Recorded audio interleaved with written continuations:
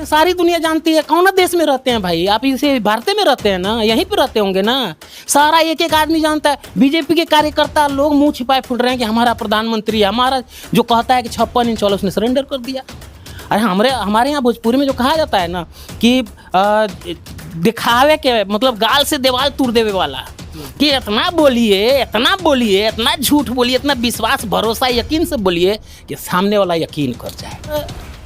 जो अगला समाज जिसको हम स्वर्ण समाज कहते हैं, अगर वो गांव का मुखिया भी है, प्रधान भी है, उसका बच्चा दिल्ली में होगा, बेंगलोर में होगा, कोटा में होगा, वो कांवड़ नहीं ले आता है, वो किताब लाता है। और जो बहुजन समाज के लोगों के लिए जो कह दिया गया कि आप ये कांवड़ यात्रा कर लोगे तो आपकी सभी मुरादें पूरी हो जाएंगी, ये एक षड्यंत्र मैं मानता हूँ। तो जाते हैं। हाँ मोदी, अरे मोदी जी तो गुफा में भी जाते हैं। अरे साहब, मोदी जी जहाँ जाते हैं वहाँ तो कोई जा ही नहीं सकता। मोदी जी की आप बात करेंगे, मोदी जी तो अवतार ही हैं, वो तो बायोलॉजिकल मतलब वो तो अवतार लिए हुए हैं। वो उनको इंसानों में मत गिनिए उनको भाई, वो खुद बोलते हैं कि हम इंसान नहीं हैं।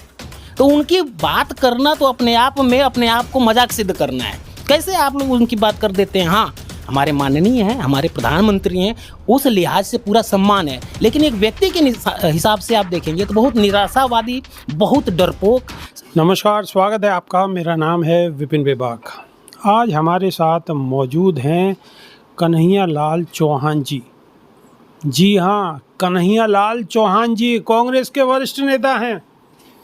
ये बात एक अलग है कि आपने शायद पहले यहाँ पे हमारे साथ नहीं देखा होगा, अब लगातार आप देखते रहेंगे, तो स्वागत है सर। धन्यवाद। चौहान साहब, कांवड़ यात्रा शुरू हो चुकी है और कांवड़ यात्रा में बहुत सारी ऐसी चीज़ें सामने आ रही हैं जो बिल्कुल अप्रिय है, मतलब उसे किसी भी तरीके से स्वीकार नहीं किया जा सकता। होटलों पे कई सारी शिकायतें आई हैं कि लोग जो है कांवड़ियों की तरफ से वहाँ पे पिटाई की गई है और बहुत सारी घटनाएं, कैसे देखते हैं? देखिए, जो पहले के समय में कांवड़ यात्रा सैकड़ों साल या हो सकता है हजारों साल से चलती रही हो, लेकिन 2014 से और ख़ास तौर से जब योगी जी आए उसके बाद से कांवड़ का पूरा स्वरूप बदल गया जी। कांवड़ यात्रा जो होती थी आध्यात्मिक उन्नति के लिए होती थी, ईश्वर से जुड़ने के लिए होती थी। अभी उसको बिल्कुल पॉलिटिसाइज कर दिया गया, उसको वोट बैंक की तरह से देखा जाता है। और सरकार, आप देखेंगे हॉस्पिटल से मरीज को ले जाने या मृतक शरीर को ले जाने के लिए एम्बुलेंस नहीं मिलता है, लेकिन कांवड़ यात्रियों के लिए हेलीकॉप्टर से फूल की वर्षा। कहीं ना कहीं ये दिखाता है कि एक षड्यंत्र है। बहुजन समाज के लोग, खास तौर से आप देखेंगे कि बहुजन समाज ही, अगर आप उसमें बड़े ध्यान से जा कर के देखेंगे कांवड़ यात्रियों को, तो उनका रंग रूप, चेहरा, चाल, चरित्र, सब कुछ अगर आप देखेंगे तो आप पहचान जाएंगे कि बहुजन समाज है। और जो अगला समाज जिसको हम स्वर्ण समाज कहते हैं, अगर वो गांव का मुखिया भी है, प्रधान भी है, उसका बच्चा दिल्ली में होगा, बेंगलोर में होगा, कोटा में होगा, वो कांवड़ नहीं ले आता है, वो किताब लाता है। और जो बहुजन समाज के लोगों के लिए जो कह दिया गया कि आप ये कांवड़ यात्रा कर लोगे तो आपकी सभी मुरादें पूरी हो जाएंगी, ये एक षड्यंत्र मैं मानता हूँ। और सरकार बड़ी चालाकी। चौहान साहब क्या कहना चाह रहे हैं? कांवड़ यात्रा नहीं करनी चाहिए? नहीं, बिल्कुल करनी चाहिए। कांवड़ यात्रा जैसे हमारे हजारों साल से, सैकड़ों साल से चलती रही होगी ना। अभी आप देख लीजिए, ये वाली कांवड़ यात्रा आप देखते हैं हरिद्वार से लेकर के दिल्ली तक। एक यात्रा और कांवड़ यात्रा होती है सुल्तानगंज से लेकर के बाबा बैजनाथ धाम तक। कभी आपने ऐसी हुड़दंग देखी है? सुनी भी नहीं होगी, क्योंकि वहाँ पर लोग नंगे पैर चलते हैं।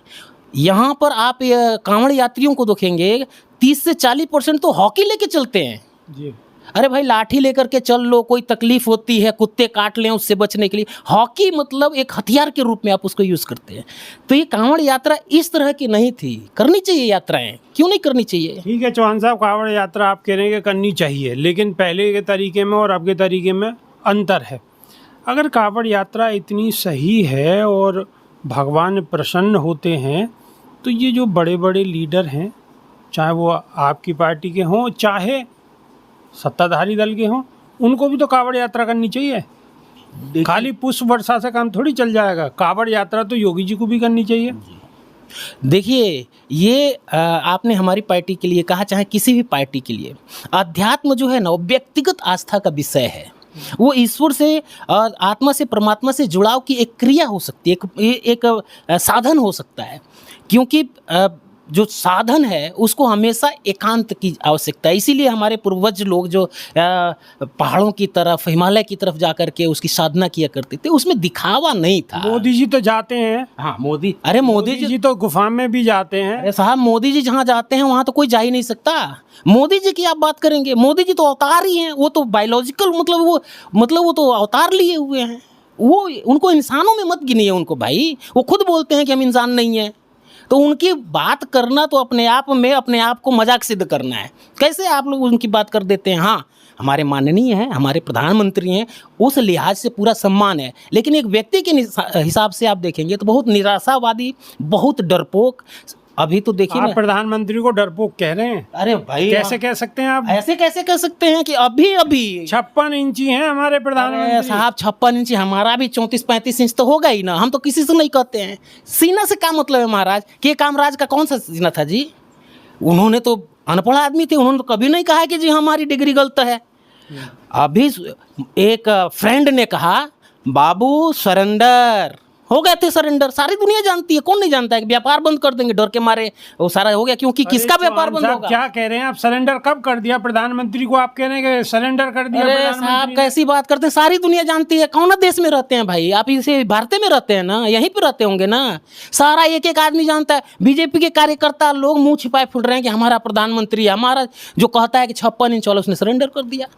अरे हमारे यहाँ भोजपुरी में जो कहा जाता है ना कि दिखावे के मतलब गाल से देवाल तूर देवे वाला, कि इतना बोलिए, इतना बोलिए, इतना झूठ बोलिए, इतना विश्वास, भरोसा, यकीन से बोलिए कि सामने वाला यकीन कर जाए। तो मोदी जी के ये लोग यकीन किए थे। मतलब प्रधानमंत्री जो बोल रहे हैं वो झूठ बोल रहे हैं, इसका मतलब? कितना बार बोलिए, ज्यादा बोलिए और फिर वो सही हो जाएगा। अरे साहब, आप अगर ज्यादा कह रहे हैं तो आपकी बात सही हो जाएगी। आप हमसे हमारी बात छोड़ दीजिए, आप गांव देहात में जाइए। हम आज से कुछ दिन पहले हम सामाजिक संगठन से जब जुड़े थे तो जा करके हम कंबल बांट रहे थे सर्दी में। तो महिलाएं लोग बोलती मोदिया भेजले बा, मतलब मोदी जी की तारीफ हो रही थी। हम बोले कि मेहनत हम कर रहे हैं, तारीफ मोदी जी लूट रहे हैं। लेकिन अब उन्हीं महिलाओं के पास जा करके बोलिए, वो बोलती है कि हमको मैखाना नहीं चाहिए, मतलब हमको शराब का ठेका नहीं चाहिए, हमको स्कूल चाहिए। इसी यूपी में महिलाएं घूम के कर रही हैं।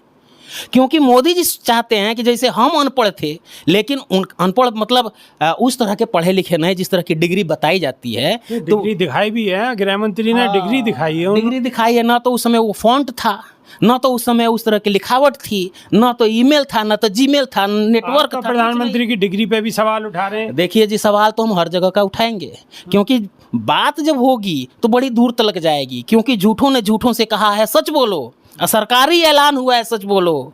घर के भीतर, सरकार के भीतर झूठों की महफिल लगी है, दरवाजे पे बोर्ड लिखा है, दरवाजे पे बोर्ड लगा है सच बोलो। ये तो दशा है साहब।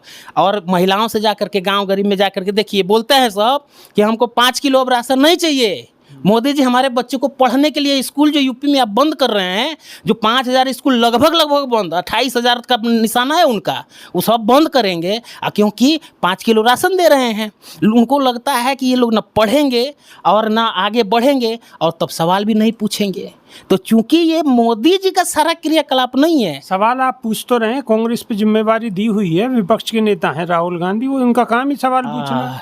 अभी आप खाली देखिए, मुझे तो नहीं लगता है कि ये सरकार 2029 तक जाएगी। हो सकता है कि हमारे जो नेता जो विपक्ष में बैठे हैं, बहुत जल्दी हो सकता है वही पक्ष हो जाए। समीकरण बदल रहे हैं, हवा बदल रही है। चौहान साहब, बड़ी मुश्किल है। कांवड़ यात्रा आपको पसंद नहीं, कोई गुफा में जाके अगर तपस्या कर रहा है वो उस पर आप सवाल उठा रहे हैं, स्कूलों पे आप सवाल उठा रहे हैं। अरे कोई अच्छा कार्य भी सरकार ने किया होगा, ऐसा तो है नहीं कि वो अच्छा काम नहीं। बहुत बड़े बड़े अच्छे काम किए हैं। काम की लिस्ट गिनवाने लगेंगे तो लोग हमको कहेंगे कि झूठ बोल रहा है। रोड के अंदर आप कहीं कहीं देखे होंगे, वीडियो वायरल होती है, लोग रोड जो है ना, सीमेंट वो डामर वाला जो रोड उठा करके लोग घूमने लगते हैं। रोड का उद्घाटन नहीं हुआ, गड्ढा पहले हो जाता है। वो क्या है, और अभी जो गुजरात में पुल गिरा एक, तो वो एक्ट ऑफ गॉड था? मैं कहता हूँ ना, वो एक्ट ऑफ मोदी था, एक्ट ऑफ भ्रष्टाचार था, एक्ट ऑफ सरेंडर था, एक्ट ऑफ फ्रेंड था। वो सब चीज़ें हैं साहब। पोल खुलेगी और ऐसी पोल खुलेगी कि मोदी जी जो कहते थे ना कि झोला उठा के चल देंगे, तो समय आ गया है उनके झोला उठा के चलने का। थोड़ा सा वेट कीजिए, हवा बदल रही है, मौसम बदल जाएगा। चौहान साहब, इतनी पर्सनल नफरत क्यों है? अरे मोदी चौहान लोगों को तो बहुत प्यार रहता है। साहब, हम तो मोदी जी से बहुत प्यार करते हैं। प्रधानमंत्री से हम अपने सवाल नहीं पूछ सकते हैं? जी। अरे भाई, कोई भी अगर आगे रहेगा उसे सवाल पूछना मेरा नैतिक और व्यक्तिगत और धार्मिक कह लीजिए या चाहे कर्तव्य कह लीजिए, मेरे अपने अधिकार हैं। संविधान ने हमको बताया है कि आप सवाल पूछ सकते हैं, किसी से भी पूछ सकते हैं। तो मोदी जी से ना पूछें। मोदी जी, हाँ, वो कह दे मोदी जी कि हम भगवान हैं, तो अपना उनका आरएसएस का लोग है, मूर्ति बनाएगा, हम लोग तो आप कह रहे थे वो तो भगवान ही है, और भगवान। वो तो कहते हैं भाई, हम नहीं कह रहे हैं, वो खुद कहते हैं कि हम तो भाई बायोलॉजिकल नहीं है, क्या है, ऐसा कुछ बोलते हैं वो, ऐसा वो। लेकिन भाई एक बात तो मानना पड़ेगा, बड़ा बारीकी से दिल पे जा करके हमारे यूपी में पूर्वांचल में जाते हैं तो गोड़ लागता नहीं, बिहार में जाइए तो वही सही कहिए प्रणाम जी। भाई कलाकार आदमी तो हैं। अगर मोदी जी नेता नहीं होते ना, तो अमिताभ बच्चन से बढ़िया अभिनेता होते। एकदम गांठ बांध लीजिए। मतलब आप अभिनेता कह रहे हैं प्रधानमंत्री? अरे हम प्रधानमंत्री को नहीं कह रहे हैं, मोदी जी को कह रहे हैं भाई। प्रधानमंत्री तो एक गरिमा है, उसको हम कैसे कर सकते हैं? हम तो उनका सम्मान करते हैं, लेकिन मोदी जी बहुत बढ़िया अभिनेता होते, शायद अमिताभ बच्चन से भी बड़े। तो राहुल गांधी जी को तो कुछ ज्ञान तो दो, उन्हें समझाओ। राहुल मोदी जी से उन्हें सीखना चाहिए। राहुल गांधी ही एक ऐसा शख्स हैं आज के समय में जिन्होंने पिछड़ा, अति पिछड़ा, दलित, माइनॉरिटी, इन सब लोगों के हक के लिए, वो व्यक्ति जो अपने आप में मतलब सारे मिनिस्टर अपने घर में पैदा होते ही देखे थे, वो व्यक्ति साहब अगर गली गली की दर दर की धूल फांक रहा है ना, तो ये मान करके चलिए कि वो व्यक्ति जो करेगा इतिहास बनेगा और वो होगा। और मुझे लगता है 29 से पहले ही ना हो जाए। अभी बिहार का इलेक्शन है ना, वही बात हो गई कि राहुल गांधी करें तो रामलीला और मोदी जी कर रहे हैं तो दंगल। नहीं, हम ना कह रहे हैं कि ये रामलीला है। अब मोदी जी दंगल नहीं करते हैं। मोदी जी ने जो किया है, उन्होंने आज तक के इतिहास की सबसे बड़ी बेरोजगारी दे दिया है। आपको नहीं मालूम है? रोड पे जो कांवड़े लेके लोग जो घूम रहे हैं, वो कौन है? वो नौकरी करने वाले लोग हैं, वो पढ़ने वाले हैं। स्कूल बंद करो, नौकरी मत दो, कांवड़ दो, 5 किलो राशन दो और बम बम बोले करते रहो। यही तो देखिए साहब, ये सरकार मनवादियों की सरकार है। ये इतनी आसानी से जाएगी नहीं। लेकिन राहुल गांधी ने जो बीड़ा उठाया है मोदी जी का, वो मतलब आप ये मान रहे हैं सरकार आराम से नहीं जाएगी? नहीं, मेरे कहने का मतलब ये नहीं है। मेरे कहने का मतलब ये है कि मोदी जी अब वो अपना वो जो थैला जो बोले थे वो टेलर के पास दे दिए होंगे पक्का, और बन गया होगा और वो पहन करके वो निकलने ही वाले हैं। क्योंकि भागवत ने भी बोल दिया है, मोहन भागवत ने, कि भाई 17 तारीख को विश्वकर्मा डे के दिन ही शायद उनका जन्मदिन है, तो वो भी 75 के हो रहे हैं, 11 को ये भी 75 को हो जाएंगे। तो देखते हैं क्या होता है। क्योंकि अगर दम होगा तो मोहन भागवत भी कहेंगे कि हमारा कोई व्यक्ति आके हमारे गद्दी संभाले। आपको और आपकी पार्टी को तो अंदर अंदर बहुत खुशी होगी। देखिए, खुशी देश के हर नागरिक को है कि कब ये, मतलब देखिए, एक हिंदू धर्म में एक मान्यता है कि शनिचर चढ़ जाता है ऊपर, तो लोग उसका पूजा करवाता है, और पूजा करवाता है कि कब ये हटे। ऐसा ही देश की जनता सोच रही है कि भैया मोदी जी माफ़ करो, गलती हमरा से हो गई। मोदी जी माफ़ करो, गलती हमारे से हो गई। अब गलती हुई है या नहीं हुई, लेकिन हाँ, चौहान साहब की बात आपको कैसी लगी कमेंट के माध्यम से अवश्य बताएं, हमें बेसब्री से इंतज़ार रहेगा। तो अभी के लिए सिर्फ इतना ही। नई वीडियो में फिर रूबरू होंगे, तो बहुत बहुत शुक्रिया। धन्यवाद। नमस्कार। नमस्कार।